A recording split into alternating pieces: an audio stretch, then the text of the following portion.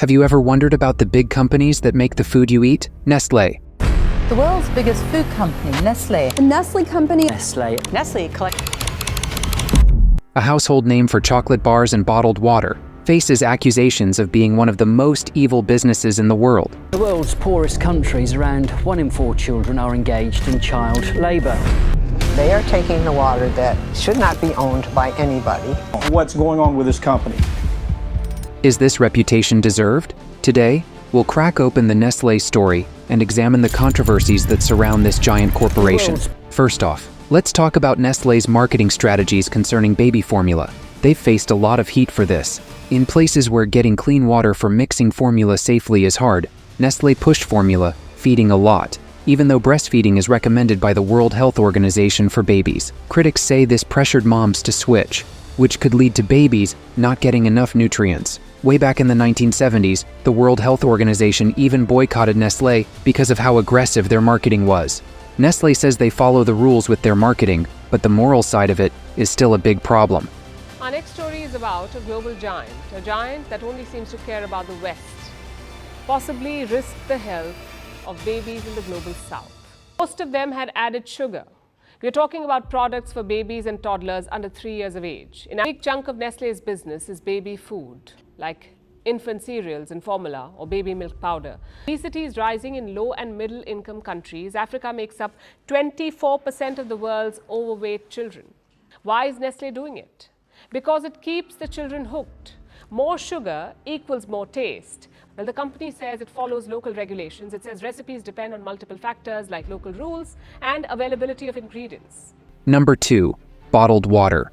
Let's talk about Nestlé's role in the bottled water biz. They're big in that game. But some folks say they're not playing fair. They take water from places where folks already have trouble getting enough water. This can mess up local water supplies, making it harder for people to drink and stay clean. Back in 2013, folks in Pakistan even protested against Nestlé, saying their water taking hurt farming and lowered water levels. While Nestlé claims they follow sustainable water usage practices, but the environmental impact of bottled water is still a big worry. Number 3. Chocolate, a bittersweet story of child labor. Nestlé sources cocoa, a key ingredient in chocolate, from countries with high rates of child labor. While Nestlé has committed to eliminate child labor from its supply chain, critics argue they haven't done enough. Children may be forced to work long hours in difficult conditions on cocoa farms. Nestlé partners with organizations like Fairtrade to promote responsible sourcing, but the issue persists. The image of a happy child enjoying a Nestlé chocolate bar contrasts harshly with the reality of child exploitation in cocoa production. This dark secret adds weight to the evil label associated with Nestlé. Number 4. Targeting our health. Nestlé has been accused of promoting unhealthy foods, particularly towards children. Studies have shown that a significant number of Nestlé's breakfast cereals fall into the high sugar, high fat, and high salt category. Critics argue that these sugary cereals are marketed directly to children, potentially setting the stage for unhealthy eating habits later in life. Additionally, Nestlé has faced accusations of misleading labeling practices in some countries. This raises concerns about the transparency of their marketing and the potential health risks posed by their products. Number 5. Product recalls and safety concerns. Nestlé's reputation has been ruined by product recalls due to health concerns. In 2009, their cookie dough was linked to an E. coli outbreak in the US, causing illnesses and even death. A similar incident occurred in 2008 in China, where melamine contamination in their milk products led to infant deaths. These incidents highlight a potential lapse in quality control and raise serious questions about consumer safety. While Nestlé addressed the issues with recalls and policy changes, the damage to public trust was significant. Number 6. Price-fixing allegations. Nestlé, along with other companies, has faced investigations in Canada and Germany for suspected price-fixing on chocolate and other products. Price-fixing artificially inflates prices, hurting consumers who end up paying more.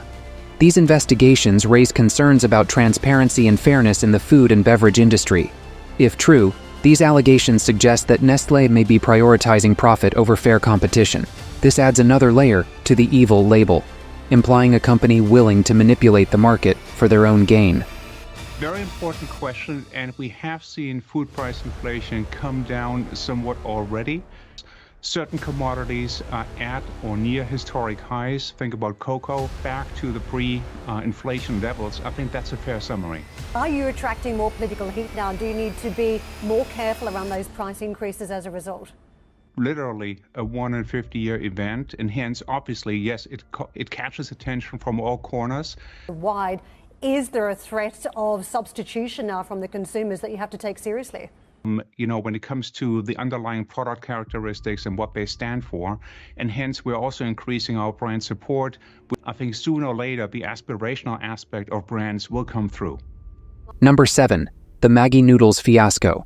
In 2015, a major controversy erupted in India when Nestlé's popular Maggi noodles were found to contain lead exceeding safety limits. This incident highlighted the importance of strict food safety regulations and the potential consequences of lax quality control. Nestlé responded quickly by removing the product from shelves and addressing the lead contamination issue. However, the incident damaged consumer confidence in the brand and raised questions about Nestlé's commitment to food safety standards across all their products. Number 8. A mixed bag, efforts and shortcomings. It's important to be fair. Nestlé has made efforts to address some criticisms. They've invested in sustainable sourcing practices and reducing their environmental impact. Additionally, they acknowledge the child labor issue and are working on solutions. However, concerns remain. Critics argue that Nestlé's efforts haven't been enough, and the impact of their past practices continues to be felt. The question lingers: are these efforts a genuine shift towards ethical business, or simply a way to improve their public image? Number 9. The power of choice. Holding corporations accountable. Nestlé is a complex company with a mixed record. They offer popular products but have faced serious controversies. The good news? You have the power to make informed choices as a consumer. Do your research before buying. Look for certifications like Fairtrade or Rainforest Alliance that indicate ethical sourcing practices. Support brands that prioritize sustainability and responsible production. The choice is yours. Be an informed consumer. Nestlé's story reminds us that even the most familiar brands can have demons in their closet. While the company has taken steps to address some criticisms, questions remain. The evil label might be extreme, but it highlights the importance of corporate responsibility. So, what can you do? Educate yourself. Research companies and their practices before you buy. Social media is a great tool to connect with others who share your concerns. Let your voice be heard. Don't be afraid to contact companies directly or choose brands that align with your values. Together, we can influence the food and beverage industry towards a more ethical and sustainable future. Before you go, leave a comment below. What are your thoughts on Nestlé's practices? Do you have any tips for being an informed consumer? Let's keep the conversation going.